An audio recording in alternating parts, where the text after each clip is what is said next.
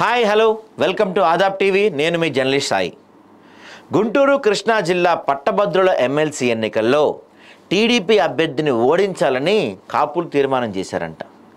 ఎట్టి పరిస్థితుల్లో కూడా ఆలపాటి రాజాకు ఓట్లు వేయొద్దని కాపు సంఘాలు తీర్మానించాయంట.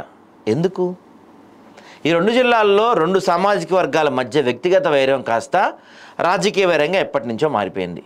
ఎప్పటి నుంచి అంటే వంగవీటి రంగా హత్యతో ఇప్పటికీ ఆ రెండు సామాజిక వర్గాలు శత్రువులుగానే చూసుకుంటాయి. అయితే జనసేన అధినేత పవన్ కళ్యాణ్ టీడీపీతో పొత్తు పెట్టుకోవటం, ఆయన వైఎస్ జగన్ను వ్యక్తిగతంగా విమర్శించడంతో కాపు సామాజిక వర్గం మొత్తం కూడా పంతం బట్టి వైసీపీని ఓడించింది. అయితే కూటమి ప్రభుత్వంలో తమకు తగిన ప్రాధాన్యత లేకపోవటం, పవన్ కళ్యాణ్ పట్టించుకోకపోవడంతో ఆయన సామాజిక వర్గంలో కూడా మార్పు క్రమక్రమంగా వస్తుందంట.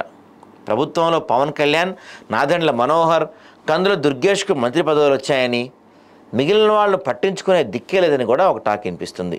ఎందుకో కానీ ఆలపాటి రాజేంద్రకు వ్యతిరేకంగా పనిచేయాలని కృష్ణా గుంటూరు జిల్లాలోని కాపులు నిర్ణయించుకున్నారంట. ఇది ఇప్పుడు టీడీపీలో కొంత టెన్షన్ పుడుతుంది. మెజార్టీ కాపులు పీడీఎఫ్ అభ్యర్థి లక్ష్మణరావుకు మద్దతుగా ప్రచారం కూడా చేస్తున్నారంట. ఆలపాటి లక్ష్మణరావు ఇద్దరు కమ్మోళ్లే అయినప్పటికీ వామపక్షాలకు చెందిన నాయకుడి వైపు మాత్రం వాళ్ళు మొగ్గు చూపుతున్నారు. ఈ పరిణామాలు ప్రస్తుతం టీడీపీ జనసేన మధ్య లోపల అసమ్మతి రేకెత్తిస్తున్నాయి. ఎన్నికల ఫలితం టీడీపీకి వ్యతిరేకంగా వస్తే మాత్రం ఊహించని పరిణామాలు చోటు చేసుకునే ప్రమాదం కూడా ఉంది. ప్రస్తుతానికైతే అంతా సైలెంట్గానే ఉన్నారు, కానీ ఎలక్షన్ రిజల్ట్స్ తర్వాత మాత్రం పరిస్థితి మార్పు ఉండే అవకాశం ఉంటుంది. అయితే ఎందుకు పర్టికులర్గా ఆలపాటి రాజాని టార్గెట్ చేశారు అంటే దానికి కొన్ని కారణాలు ఉన్నాయి. గతంలో ఎలక్షన్స్ అప్పుడు ఎన్డీఏ కూటమి తరపు నుంచి తెనాలి సీట్ని జనసేనకు అంటే నాదెండ్ల మనోహర్ కేటాయించాలని చెప్పి ఎప్పటి నుంచో అనుకున్నారు. ఎందుకంటే నాదెండ్ల మనోహర్ దాదాపుగా జనసేనలో నెంబర్ 2 అన్నమాట. అయితే ఆ టైంలో ఆలపాటి రాజా గట్టిగా పట్టుబట్టారు. ఎట్టి పరిస్థితుల్లో మనోహర్కి ఆ సీట్ ఇస్తే ఊరుకునేది లేదు. ఒకనొక టైంలో అయితే ఆలపాటి రాజా ఏకంగా ఇండిపెండెంట్గా పోటీ చేస్తానికి కూడా సిద్ధమైపోయాడు ఒక టైంలో. మరి అది మనసులో పెట్టుకున్న జన సైనికులు కావచ్చు, కాపులు కావచ్చు, ఇప్పుడు అది రిటర్న్ గిఫ్ట్ ఇస్తానికి సిద్ధమయ్యారు.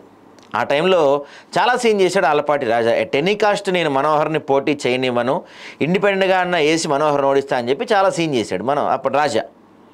సో ఇప్పుడు టైం వచ్చింది కాబట్టి ఆలపాటి రాజాకి రిటర్న్ గిఫ్ట్ ఇస్తానికి వీళ్ళు జన సైనికులు సిద్ధంగా ఉన్నట్టు తెలుస్తుంది. ఒకవేళ అదే జరిగి ఆ ప్రాంతంలో టీడీపీ అభ్యర్థి ఆలపాటి రాజా ఓడిపోతే మాత్రం ఇది జనసేన టీడీపీ మధ్య నడుస్తున్న ఫ్రెండ్షిప్కి కాస్త ఏమన్నా బీటలు వారే ప్రమాదం కూడా లేకపోలేదు.